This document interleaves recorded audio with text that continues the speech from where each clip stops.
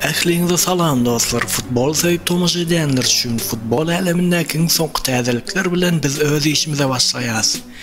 Dostlar, sizin golluğunuz bizim kanalımızın rowajy üçin juda möhümdir. Munuň üçin sizden şu videoya birje like basyp, eger kanala agza bolmadyk bolsaňyz kanalymyza agza bolmak we öz pikirlerinizi kommentarda ýazyp galdyrmaňyzy sizden haýyş edýär. Liverpool klubynyň millionlarça pullaryna satyn alynan futbolçysy ýene-de şikast aldy. Hawa dostlar, Liverpool'un baş tälimçisi Jürgen Klopp West Ham'a karşı bolup geçen oyunda Darwin Nunez'in oyunda şikast alanlygyny tasdiklady. Ýöne Germaniýaly futbol tälimçisiniň aýtmagyna görä, futbolçynyň alan şikast bir agyrdan ýeňilrek şikastlygyny belläp geçdi. Chelsea öz niyetinden gaýtmadyga meňzeýär. Olar barybir Neymary öz klubyna getirmekçi. Neymaryň geljegi entegem sorak sowallar aslında. Le Paris'in ýazmagyna görä, olar Braziliýaly futbolçy bilen şertnama gol goýmak baradaky pikirinden entegem gaýdan oklar. Londonlular bu şertnamany 2023-nji ýylda amala aşyrmak niýetlidirler.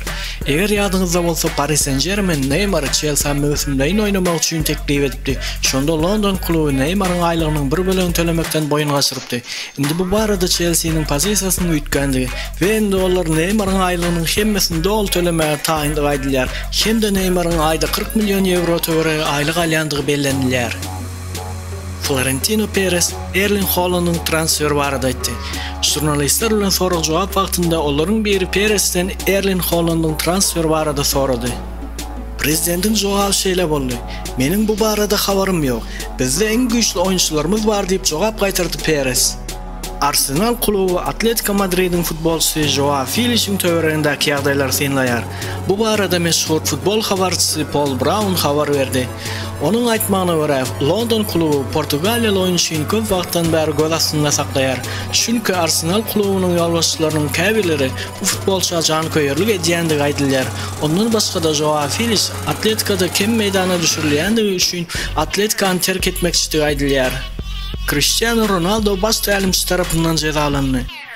Cristiano Ronaldo Tottenham bilen Manchester'ın arasında bolup geçen duşlukda oyunun ahyryny çenli oturman tribunany terk etdi. Onun bu hereketi bolsa klubyň tälimçiler ştabyna ýakmady we olar onu jezalamaga karar etdi. Ine şu sebäpden hem Cristiano Ronaldo erti bolmaga garşylýan Chelsea klubyna garşy oyunyň hasabyna girizilmedi. Ol Chelsea garşy oyunda meýdana goýurilmez diýip Manchester'ın baş tälimçisi Erik ten Hag ma'lum etdi. Ondan başga da şol duşlukdan soň Cristiano Ronaldo barada bir näçe habarlar açyklandy.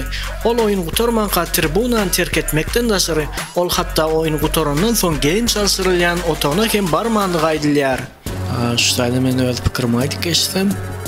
Men pikirimçe Cristiano Ronaldo Manchester terk etmelikä diýen. Sizin pikirleriniz bolsa kommentarda ýazyp galdyryp bilersiňiz.